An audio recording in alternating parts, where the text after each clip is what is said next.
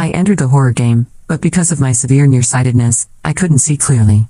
I treated the blood-drenched ghost Lolly like my own daughter, the big boss like my husband, and the old ghosts like my parents. When we first met, I grabbed the big boss's abs and sighed. "Nice body, but you're a bit short." The boss laughed angrily, placed his severed head back on his neck and gritted his teeth. "I'm 6'1". Take another look now? Welcome to the House of Happiness mission. Players who survive for 7 days will pass. Initial players, 30, currently alive, 30. We wish all players an enjoyable game. After dying in a car accident, a flash of white light engulfed me, and I appeared in front of a massive building. An eerie mechanical voice echoed in my ears. Because of my severe nearsightedness, I couldn't distinguish between people and animals within 10 feet. I couldn't see what the building looked like, nor could I make out the exact appearance of the people around me. I could only see vague human shapes. At that moment, I heard a fragile schoolgirl crying. "Wow, where is this? I want to go home." A yellow-haired guy cursed angrily. "Who's messing with us? Let me go back." A relatively calm man and woman stepped forward. They introduced themselves as veteran players named Rachel and Jack and kindly explained the situation. This was an infinite horror game, and everyone pulled into it was already dead. If we could clear all the missions and accumulate the legendary 9,999 points, we could be resurrected. Hearing that, I hurriedly asked, "So how many points can you get for clearing one mission?" Rachel seemed a bit down and said softly, "It depends on your terror value when you clear it.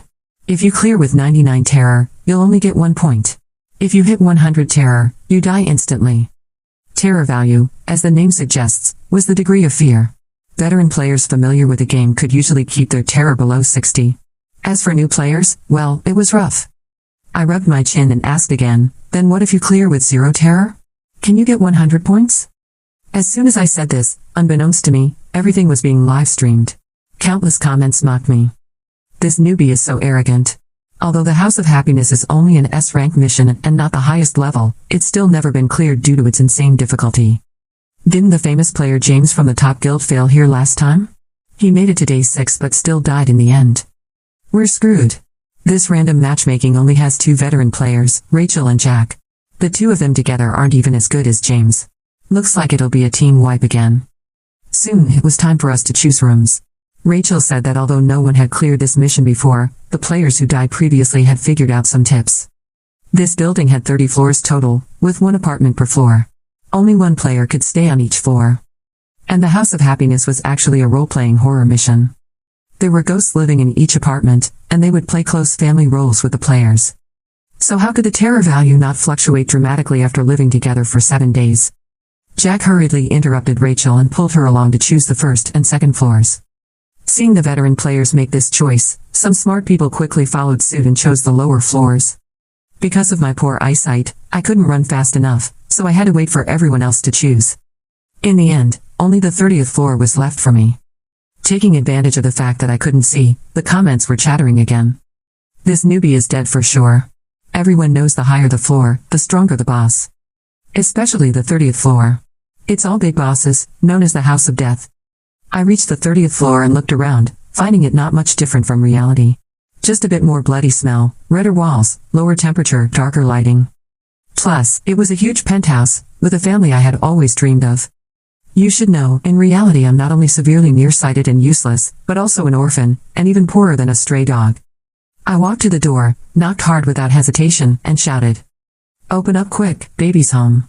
I'll starve to death if you don't open." The comments were stunned. Is she purely seeking death? Which player doesn't politely knock or wait quietly at the door for the ghost to be in a good mood to open up? I don't want to watch this brainless woman anymore. I'm switching to another stream. I'll go watch Rachel. Keep watching. I want to see how she dies. Actually, they didn't understand my thought process. Since it was role-playing and we were supposed to become a family with the ghosts, of course we should interact naturally. In real life, would you politely say hello, is anyone there? Please help me open the door when returning to your own home? After knocking, the door creaked open and a chill swept over my entire body. I sighed comfortably. This was simply a summer resort. No need for air conditioning even in summer. I looked down and saw a small red figure. Although my vision was blurry, the 2 braids swinging back and forth suggested it was a child in a red dress. The child smiled eerily and suddenly pounced at me, her icy little hands gripping my neck. I hugged her in my arms, felt her wet dress, and immediately said disapprovingly, How can a child wear wet clothes? Take them off quickly. I'll get you changed into dry clothes. My nose twitched at the bloody scent, and I anxiously asked, are you hurt somewhere? Where's the first aid kit? I'll help you treat it. The comments bitterly complained. Sister, open your eyes and look. This is one of the bosses of the House of Death. That isn't a wet red dress, it's dyed red from killing and dismembering players. The bloody smell isn't because she's hurt, it's the player's blood on her dress. Never mind. When that person comes home, she's dead for sure. Unfortunately, I couldn't see these comments. I carried the child into the house and helped her take off the red dress. I found a new white dress in her exquisite princess room and put it on her. The child's little hands gripping my neck unconsciously loosened. Sensing her uncertainty, I took a warm towel, leaned in closer, and gently wiped the bloodstains off her face bit by bit. Only then did I see clearly that she was an adorable little lolly. I smiled and pointed at my face, saying, as family members, helping each other is what I should do. But shouldn't you give me a kiss to show your thanks? The little lolly shyly tugged at her white dress, leaned in quietly, and gave me a quick peck on the cheek before pulling away. Her voice was soft and sweet as she said, thank you, Mommy. What? Mommy? I become a painless mother. This is simply too awesome. You should know, in reality I've heard so many stories of women dying in childbirth. Although I long for a family, I'm most afraid of giving birth. I had just coaxed the little lolly to take an afternoon nap when I heard the mechanical voice announce. Initial players, 30, currently alive, 20. I didn't expect that just from choosing rooms, 10 players had already died. I opened my phone and held it close to my eyes, barely able to make out the text on the screen. It turned out everyone was exchanging information in the player group chat, like how other players died. Apparently, Brad and 3 other men had fought fiercely over the 3rd floor. In the end, Brad narrowly won and moved into the 3rd floor. As soon as Brad knocked on the door, a human-bodied, dog-headed ghost walked out, opened its bloody maw, and swallowed Brad whole. It chewed a few times and spat out some white bones with bits of flesh still attached. Through the half-open door, other players saw a large pile of bones inside. They guessed those were probably the remains of previous players. Witnessing this, basically all the new players' adrenaline spiked. Now except for Rachel and Jack, everyone's terror value was at 50, and this was only the first day. There was also a middle-aged uncle whose terror value shot up to 100 the instant he walked through the 10th floor door, and he died immediately. The other players died in various ways, either killed by ghosts or scared to death. Of course, none of this had anything to do with me. I stood up and, while the little lolly was sleeping, diligently found a mop in the bathroom and cleaned the entire apartment. I scrubbed the red floor tiles until they turned white. I'm really capable. The red stains on the walls that I couldn't clean off, I just scraped away with a chisel. By the time I finished, it was already afternoon. My back ached from the work, so I lay down on the sofa next to the little lolly and fell into a deep sleep. When I woke up again, I was enveloped by an icy aura. The room was very dark, and a blurry black shadow stood in front of me. Although I couldn't see clearly, I was captivated by his voice from the very first sentence. He chuckled in a low, sexy voice. Hey, interesting. You actually managed to survive this long with Sissy. Immediately after, the little lolly Sissy's cold voice echoed. You'd better not touch her. This mommy is quite interesting. I want to keep her to play with. The man didn't respond. With a wave of his hand, the little lolly named Sissy flew backwards off the sofa, crashing into the balcony glass with a loud bang, followed by the sound of bones shattering. The man laughed coldly. Who allowed you to talk to me like that? Do you really think you're my daughter? I couldn't take it anymore. I scrambled up from the sofa, muttering. Who allowed you to talk to a child like that? What kind of father are you? I meant to slap the man's face, but somehow my hand slipped and landed on his abs instead. TSK, they felt so good that I couldn't help but squeeze them a couple more times. Seeing the man on the verge of exploding with rage, his entire body radiating black energy, I hurriedly tried to fix the situation. Sissy is my little treasure, and you're my big treasure. We're just one happy family. Actually, honey, your body is really nice, but don't you think you're a bit short? It's fine though. Now that I'm here, I'll cook delicious meals for you every day. I guarantee both father and daughter will grow taller. The comments went crazy. God, what is she saying? How dare she say that in front of the headless big boss? Finally the headless big boss appears. He should be the strongest boss in the House of Happiness mission, right? James died at his hands back then. But why does the big boss's face look suspiciously red? I'm shipping it. Above, you're just thirsty. The livestream audience was all waiting for the man to snap my neck. That had been the fate of previous players. Unexpectedly, the next second, the man raised his hand and placed the head he was holding back on his neck. Then he leaned in close, his cold and sinister image gone, his voice tinged with inexplicable grievance. I'm short? I'm a solid 6'1". Take another look, won't you? These days, no matter if he's a man or a ghost, they all care about their height. Nina, I suggest you look carefully. The man suddenly called my name, so alluring it made my heart race. I yanked his tie hard, making him lean completely against me, while coquettishly murmuring. Can't see clearly. Come closer. Staring at the handsome face so close before me, I secretly rejoiced. Thank goodness this broken horror game only measures terror value, not heart rate. Otherwise, I'd already be dead. When the man didn't say anything, I worried he might be angry. I immediately nodded eagerly, my eyes sparkling as I flattered him. Wow. You're 6'1", I'm 5'5", the perfect height difference. We're truly a match made in heaven. The man in the suit turned bright red. He was about to speak when the blood-dressed Lolly, who had just pieced her bones back together, rushed over and kicked him up to the ceiling, leaving him stuck there, unable to get down. Then the little Lolly looked at me innocently, nuzzled my face, and said with teary eyes.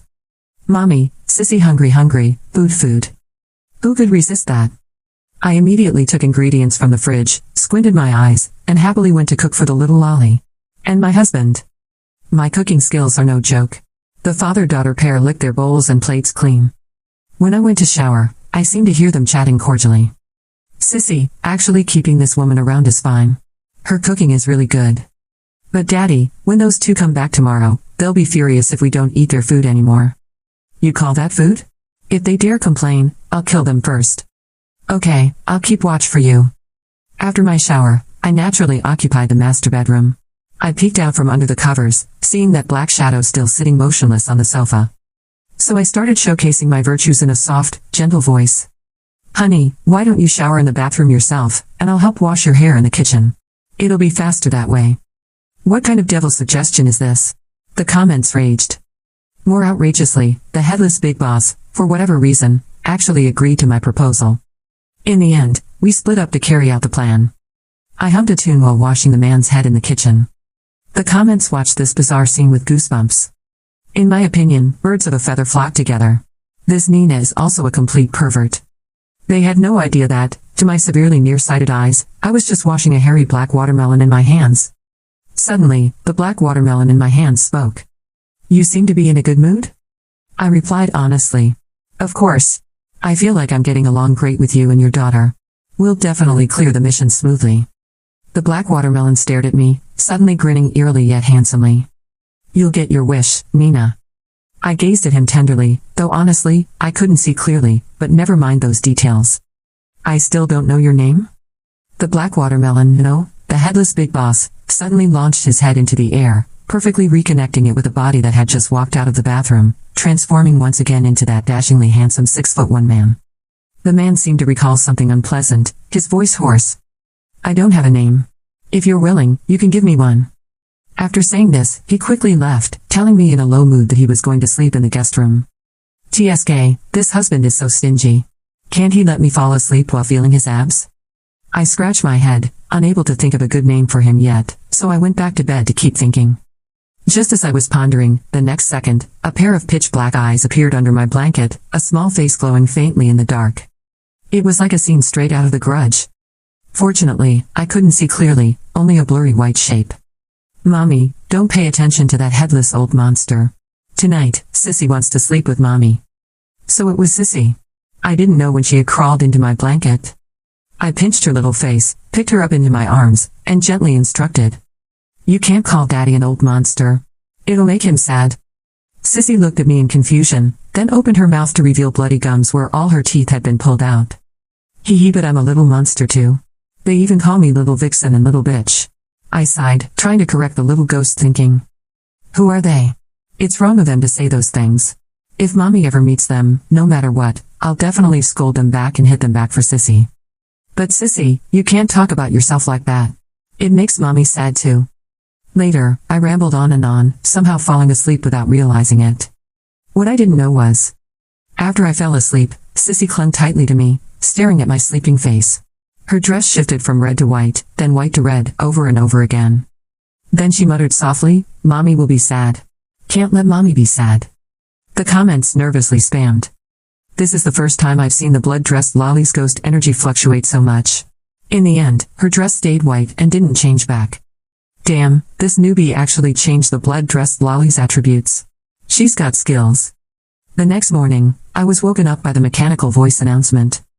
Initial players, 30, currently alive, 15. I groggily picked up my phone and saw the player group discussing that 5 more people had died last night. 3 were killed by ghosts. 2 experienced something unknown, their terror values spiking to 100, and they were gone too. I suddenly received a private message from Rachel. Nina, are you okay? I was busy dealing with a ghost on the 2nd floor yesterday and didn't have a chance to tell you. For the first 3 days, you must seize the time to win over your family members. I watched James's live stream back then. This is the information I know, just take it as compensation. It's my fault for not explaining the room selection rules in advance, causing you to have to live on the 30th floor. Besides this, Rachel was also giving advice to many new players in the group chat. Jack occasionally came out to curse. Why tell these newbies? I think you're just too kind. Helping them doesn't do us any good. Rachel typed to persuade him, it's not easy to meet. Don't be so calculative. So the surviving players were all grateful to Rachel. These 2 veteran players were quite interesting. I smiled slightly and pressed my face close to the screen to reply to Rachel. I'm doing great, thanks for your concern. The headless big boss was holding his own head in one hand and Sissy in her white dress in the other, doing dumbbell lifts. Seeing me hugging my phone, he seemed to realize something and frowned slightly. Don't trust Tumu. Before he could finish speaking, he suddenly clutched his chest and collapsed. Sissy frowned worriedly and hurried to support him. I quickly rushed over and caught him in my arms. The mission system restricts NPCs from revealing specific clearance information to players. Heavy footsteps sounded outside the door, each step pounding on my nerves, making my eardrums vibrate. Sissy threw herself into my arms, trying to push the headless big boss out of the way with her tiny body. Mommy, it's Grandpa and Grandma coming back from their hometown. Don't be afraid.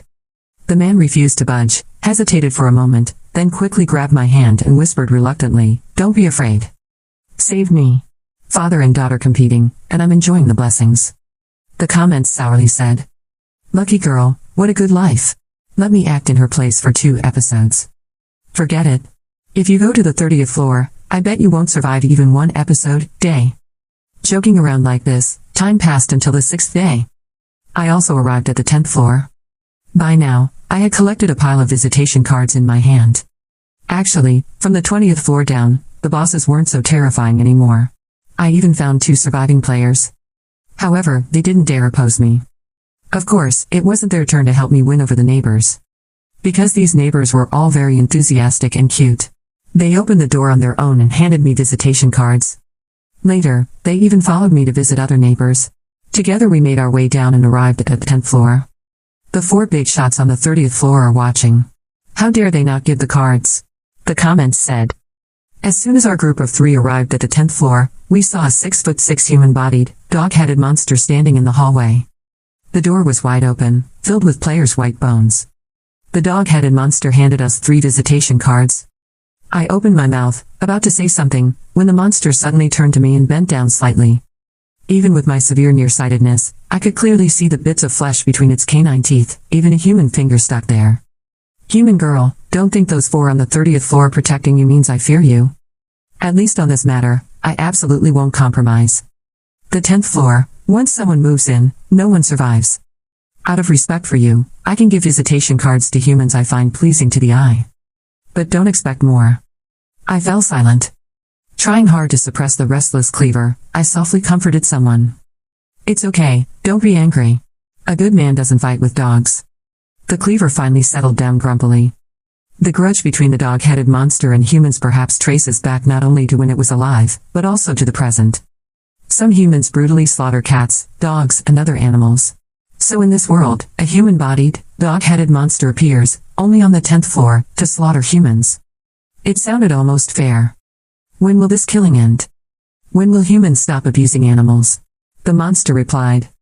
Just as the atmosphere grew tense, agonized cries for help came from downstairs. The dog-headed monster grinned hideously. See? Your despicable humans not only kill other species, but also slaughter your own kind. You've started killing each other again. At the same time, the screams from downstairs stopped and the mechanical voice announced. Initial players, 30. Surviving players, 5. Only 5 people left? The 2 new players and I looked at each other in dismay. We accounted for 3, which meant only 2 survived from the 9th to 1st floors. I thought of some unpleasant possibilities and opened my phone. The player group chat was dead silent. I took the lead, with the schoolgirl close behind and the fitness coach bringing up the rear. Our group of 3 cautiously headed downstairs. As soon as we stepped onto the 9th floor, a transparent dome descended over us. At the same time, a man and woman walked out from behind the wall. They held colorful guns, arrogant smiles on their faces. Hand over all your visitation cards. Otherwise, we'll kill you just like those stupid ones downstairs. It was Rachel and Jack. From the beginning, they had been playing good cop, bad cop, trying to gain the players' trust. Rachel's private message to me actually had an unsaid second half. Back then, James didn't die in vain. At least he provided a game strategy for later players up to the 6th day. Let as many players as possible survive until the 4th day. This didn't necessarily rely on winning over neighbors to get visitation cards. Because not all players are as lucky as me to suddenly possess powerful items to intimidate the ghosts. They also didn't see the newspaper at the bottom of the building or persuade the ghosts emotionally. So there was another way. Robbery and absorption. Starting from the 4th day, if player A kills player B, player A also obtains the visitation card for B's floor ghost, and inherits the visitation cards B already possessed. So it's just like raising pigs. As long as A raises this pig called B until it's fat and big, and B is weaker than A, in the end A reaps the benefits. And all of us were pigs raised by Rachel and Jack. I accidentally became the pig king. Tui. In simple terms, the rules of the horror game allow and support killing each other. But this time, Rachel and Jack miscalculated. I took off my coat, revealing the red dress. From under the skirt I pulled out the headless boss's cleaver, intestines, and withered hand. Tell me, how do you plan to kill me? I casually waved the cleaver, and the S-rank protective dome item shattered instantly. Rachel and Jack's faces also cracked inch by inch. Until finally, they completely collapsed to the ground. Nina, we were wrong. I just wanted so badly to be resurrected. Please don't kill us, spare us. I didn't show mercy, nor did I heed their pleas. I just calmly asked, the players downstairs begged you like this too, right? Did you spare them? In the end, the rusty cleaver seemed to have its own will as it swung toward them. A dull knife cutting flesh, each chop could kill. But before the blade even touched them, just seeing this SSS rank item flying at them was enough. Rachel and Jack's terror values spiked to 100. They exploded and died, their souls scattering, not even leaving a trace of blood. Finally, I hugged the murderous cleaver in my arms and softly comforted someone. It's okay, don't be angry. I'm not hurt. I gave the visitation cards Rachel and Jack had collected by killing their companions to the schoolgirl and the fitness coach. I kindly told them there was still time, they could still go visit the ghosts on floors 20 through 30. If the ghosts target you, just say you're friends of Nina from the 30th floor. I send you up to get cards. I believe that after my heartfelt talks with the ghosts, they would give me some face, right? The schoolgirl and fitness coach were extremely grateful, bowing to me repeatedly. I hurriedly avoided them, the 3 of us moving around like we were doing the tango. Then I went down alone to collect the remaining visitation cards I needed. Going further down became even easier. I progressed almost without resistance, gathering the rest of the cards in just a few minutes. But I didn't hear any game prompt in my ear. I knew I was still missing the most crucial card. The 30th floor card. The 30th floor story. But I wasn't an idiot. After these days together, I already knew their stories. They were once 4 completely unrelated strangers. Sissy was a little girl who kindly held an umbrella for a man after school on a rainy day, but was hurt and killed for it. Grandpa George was a dirty old man falsely accused on the bus. In the end, despite the misunderstanding, he still helped the girl subdue the real culprit out of concern for her safety, but was stabbed in the stomach, his intestines spilling out. Grandma Rose was trapped in an apartment fire. Her son knew how to use fire extinguishers and equipment, but because the hydrant had no water, he had to watch helplessly as his mother was burned alive. The headless big boss was the son of members of a large evil cult. He had excellent grades, graduated from a top university, and finally escaped his original family. But his parents were brainwashed, believing that eating their son's brain marrow would grant them immortality. They caught him off guard, and with a dull knife, hacked open his skull to extract the marrow. And my reunion with them here, to form this strange and awkward family, may not have been a coincidence. The day before my car accident, I had just gotten paid and was skipping happily past a cemetery. For some reason, I suddenly decided to buy 4 bouquets from a flower shop and randomly place them on 4 adjacent graves. I remember the names on those tombstones. Sissy Chin. George Liu. Rose Lee. Wu Ning. So he really was nameless? Back on the 30th floor, I returned to normal, laughing carefreely again. Walking to the door, I saw it was open. Of course, since I had left, that door had never once been locked. They had always been waiting for me to come back. The old and the young sat in the living room with smiles on their faces. They had prepared a table full of delicious food and brewed my favorite tea. They pulled me to sit down, placing me in the center like the star of the evening. Then they smiled and said, "Your 2 friends came up earlier, and we've already given them the visitation cards. Next, your 7th day belongs to us. Let's be a real family for one day." How joyful a day can be, yet how short it feels. After dinner, night fell. Grandma Rose waved her arm, tracing sparks across the night sky like fireworks. I hurriedly praised her. "Mom, that's amazing." A pair of hands gently cupped my face, and soft lips brushed my forehead. His face was so red it seemed ready to drip blood, yet he still stared at my lips, hesitantly asking, "May I?" Damn, he still had to ask about something like this. Making a girl take the initiative, how embarrassing. I quickly stood on tiptoe, grabbed his shoulders and fiercely bit his lips, then slowly deepened the kiss. As our breaths mingled, the headless big boss suddenly pushed me away, swiftly pulled off his head and shoved it into my hands. His eyes were as sincere as a big puppy's. "This way, you won't have to strain yourself standing on tiptoe." I held his head with starry eyes, kissing him tenderly, our tongues intertwining. He is so smart." The comments exploded. "Bro, I was enjoying the show. Who are you trying to scare? This couple is perfect in every way, just completely perverted without realizing it." After our affectionate moment, the headless big boss stuffed a card into my hand. 30 cards, collected. I looked at the patterns on the cards, pieced them together, and followed the lines, arranging them on the ground. The image of a pitch-black door gradually unfolded before me. At the same time, the mechanical voice cheerfully sounded in my ear. "Congratulations, player Nina. You have gained the affection of all residents of the House of Happiness and successfully summoned the Otherworld Door. The Otherworld Door will appear at 11 p.m. tonight. Please, surviving players, bring your family members to the first floor on time to open the Otherworld Door and leave. Latecomers will be left behind. Otherwise, players will be permanently lost in this mission." The comments shouted excitedly. "We're going to witness history tomorrow. The first clearance of the House of Happiness." But thinking about leaving, I didn't feel as happy as I imagined. At 11 p.m., my 4 guardians led me down to the first floor. On the once impenetrable walls, 3 ancient black doors had suddenly appeared. Each door had a different number of locks hanging on it. Mine had 4 locks, Sophie's had 1 lock, and Ryan's had 2 locks. I vaguely guessed what this meant. The doors were labeled with the players' names, and below each name was their terror value. Mine, Nina, terror value, 0. Sophie's, Sophie, terror value, 99.9. Ryan's, Ryan, terror value, 90. The other 2 looked at me in shock, unable to understand how I had achieved this. Well, the ghosts were actually very cute and gentle. What was there to be afraid of? The mechanical voice sounded again, this time with a gloating tone. "Players, do you want to feed the keys to open the Otherworld Door? You only have until midnight tonight. You have 1 hour left, otherwise you will be forever lost in this mission." Keys? Besides the key to the 30th floor apartment, I didn't have any others. But the keyholes on the great doors were all heart-shaped, clearly not meant for normal keys. I crouched down dejectedly, resting my chin in my hands, and pouted at the headless big boss, Sissy, Grandpa George and Grandma Rose. "Oh no, what should we do? Without a key, I can't go back. I guess I'll just have to stay here with you forever. Hee hee, I'm so happy." The headless big boss suddenly lifted my chin, half squatting to look me in the eye. His gaze burned with eerie crimson light. "Nina, you've already guessed what the key is, that's why you're so reluctant, isn't it? But you don't know. If you get lost here, you won't become one of us ghosts. You'll just turn into a wisp of black fog around us. And your so-called horror game world is filled with this black fog. It has no emotions, no consciousness, no thoughts. It can't even be considered a thing. Nina, that way, I would lose you forever.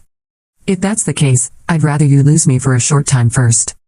As soon as he finished speaking, the man suddenly raised his palm and plunged it into his own chest, pulling out a beating, fiery red heart. He tossed it casually into one of the keyholes on my door. With a sharp click, the first lock opened. The mechanical voice seemed stunned, its tone filled with fear. Well then. Would the other esteemed ghost masters be willing to offer your hearts of happiness to help your family member open this otherworld door? Yes. The key to opening the door was actually the hearts of the ghost family members. And they had to be the so-called hearts of happiness. Ryan and Sophie looked pleadingly at their ghost companions. But those three shook their heads in unison. Sorry, our hearts aren't red. They're not hearts of happiness. As they spoke, they cut open their own chests. Indeed, their hearts were black, lifeless.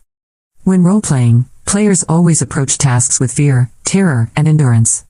Therefore, after 7 days, the ghosts' hearts had not truly attained happiness. This was the cruelty of the mission. Ryan suddenly broke down, shouting like a madman. What fucking heart of happiness? Isn't it just a human heart? I have one too. He didn't dare attack the ghosts, so he shoved Sophie toward his own door while she wasn't paying attention. One of the locks on Ryan's door instantly turned into a big-headed monster and swallowed the screaming Sophie in a single gulp.